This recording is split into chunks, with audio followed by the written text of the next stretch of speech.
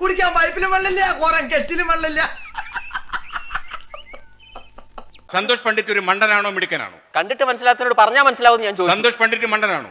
എന്താ ഹിമാറ അടയ്ക്കാൻ നമ്മളെ പിടിച്ചില്ലേ? ഇത്രയും വലിയ മണ്ടനെ വിളിച്ച ആളെ എന്ത് വിളിക്കണം? പുതിയ സിനിമ ഏതാ സാർ? ഇപ്പൊ ഓണർ റിലീസ് ഉണ്ടല്ലോ. ഓണർ റിലീസ് ഉണ്ട്. ഒരു നീലിമ നല്ല കുട്ടിയാണെന്ന് പറഞ്ഞു. നീലിമ നല്ല കുട്ടിയാണ്. ഇതിനിടയ്ക്ക് അങ്ങനെ ഒരു സാധനം ഇറക്കിയോ? നമ്മളൊരു കലാകാരൻ ഞാൻ നല്ലവനായിട്ട് എന്നും അഭിനയിക്കുന്ന വാശി പിടിക്കേണ്ട കാര്യമില്ല. അതുകൊണ്ട് വില്ലനായിട്ടാണ് വരുന്നത്.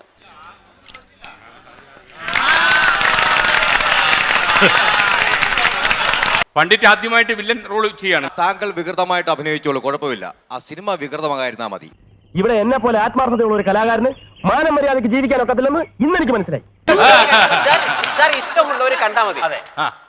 ഞാൻ നിങ്ങളുടെ ആരും വീട്ടിൽ ചെന്ന് പറയുന്നില്ല. അല്ല, സഭ്യമായ ഭാഷയിലൊക്കെ സംസാരിച്ചൂടെ നിനക്ക്? ഞാൻ അല്പം മോശം ഭാഷ സംസാരിക്കുന്ന കേൾക്കാൻ സൗകര്യമില്ല. പണ്ഡിറ്റിന്റെ ആദ്യ ചിത്രത്തിന് പല ദിവസവും ആൾക്കാർക്ക് ടിക്കറ്റ് കിട്ടിയില്ല. ഈ ധർമ്മേന്ദ്രയുടെ ചില സമയത്ത് തമാശ കേട്ട ചിരിച്ചിട്ട് കഷത്തിൽ നീര് വീഴും. താങ്കൾ പറഞ്ഞത് ആരെയും വീട്ടിൽ പോയി ക്ഷണിക്കുന്നില്ല സിനിമ കാണാനായിട്ട് വരുന്നത്.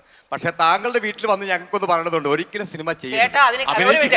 കാലിൽ കുഴുന്നാൻകുത്തിന്റെ പേരില് പഞ്ചായത്തിൽ വികലാംഗ പെൻഷൻ അപേക്ഷിച്ച വിജയന്റെ മോനുണ്ടോ നീ പോടാ മൂക്രാഞ്ചി മോറ.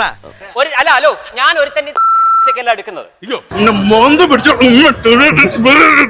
എനിക്ക് അത്രയ്ക്ക് ദേഷ്യം വന്നു. നിങ്ങൾ പറ്റുമെങ്കിൽ 4ാം ക്ലാസ്സിലെ സോഷ്യൽ സ്റ്റഡീസ് വായിക്കൂ. ഇന്ത്യ സ്വതന്ത്രമാണ്. ഇവിടെ ഫ്രീഡം ഓഫ് എക്സ്പ്രഷൻ ഇവിടെ അതുണ്ട്.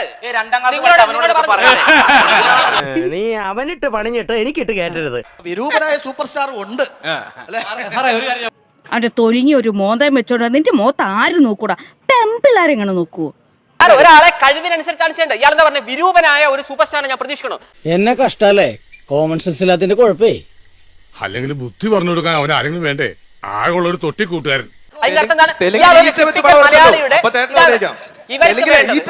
നായകനായിട്ട് അപ്പൊ ചേട്ടൻ അഭിനയിക്കാം. എലിപ്പനി, ഡെങ്കമ്പനി, ജപ്പാൻ ജ്വരം, അങ്ങനെ എന്തൊക്കെ വ്യാധികൾ വന്ന് നാട്ടിൽ ഓരോരുത്തർ ചത്ത് പണ്ടാറടങ്ങണ്. അതിലൊന്നും പെടാതെ എന്റെ കാലിനായിട്ട് നിന്നെ തന്നെ ഇങ്ങോട്ട് കെട്ടിയെടുത്തല്ല.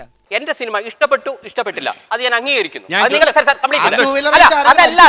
അതല്ലാതെ എങ്ങനെ എടുക്കാന്ന് ചോദിച്ചാൽ എനിക്ക് പറയാനുള്ള സ്വാതന്ത്ര്യം ഉണ്ടോ? അങ്ങനെ പറഞ്ഞു കൊടുക്കണം. ഇനാഗ്രേഷന്റെ കാര്യമേ പറഞ്ഞിട്ടുള്ളൂ. ഇങ്ങനെ കിട്ടിയ 500 ജീമുട്ടയുടെ കാര്യം പറഞ്ഞിട്ടില്ല. ചേട്ടാ ഹലോ, ഒന്നുപോലും ചത്ത് മണ്ണടിക്കുന്നതിന് മുമ്പ് കിട്ടുമോ ചങ്ങാതി? ചെറിയ വട കൊടുത്ത് വലിയ വട വാങ്ങിച്ചു. എന്ത് ചൂട്! കൂട്ടമായിട്ട് ആക്രമിക്കുന്നതിന്റെ പേടിയുണ്ടെങ്കിൽ അങ്ങനെ പേടിയുണ്ടെങ്കിലേ ഒരു പ്ലേ കാർഡ് കയ്യിൽ പിടിക്കുക. എന്നിട്ടേ എന്നിൽ ഔഷധ ഗുണമില്ല എന്ന് പൊട്ടി കാണിക്കാം. ഇതാണോടാ നീ കണ്ടുപിടിച്ച ആനക്കാര്യം?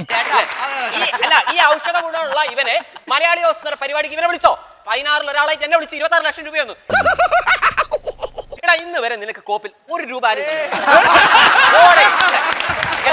തളരരുത് രാമൻകുട്ടി, തളരരുത്. കലാകാരനല്ലാത്തവരെ സമൂഹം അംഗീകരിക്കില്ല. നീ സമാധാനിക്ക്.